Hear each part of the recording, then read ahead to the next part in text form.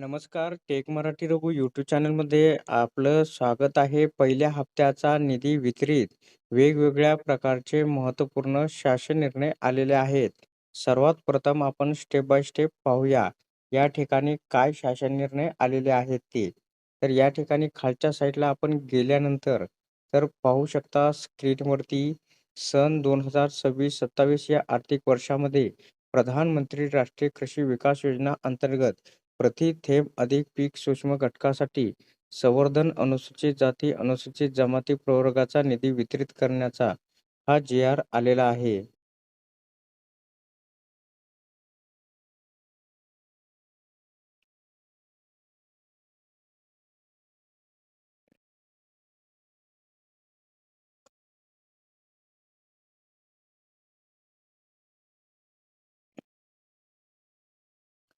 त्याच्यानंतर पुढे कृषी उन्नती योजना एकात्मिक फलोत्पादन विकास अभियान MIDH अंतर्गत सन 2026-27 या आर्थिक वर्षाच्या पहिल्या हप्त्याचा निधी वितरित करण्याबाबतचा हा निर्णय झालेला आहे.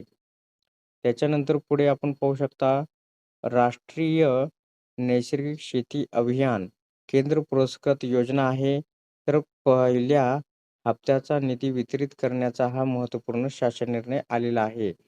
त्याच्यानंतर राष्ट्रीय कृषी विकास योजनेअंतर्गत या ठिकाणी 26-27 मध्ये राबवण्यासाठी अनुसूचित जाती प्रवर्गाच्या पहिल्या हप्त्याचा निधी वितरित करण्याचा हा महत्त्वपूर्ण शासन निर्णय आलेला आहे. त्याच्यानंतर राष्ट्रीय कृषी विकास योजनेअंतर्गत सुद्धा आलेला आहे पहिल्या हप्त्याचा निधी.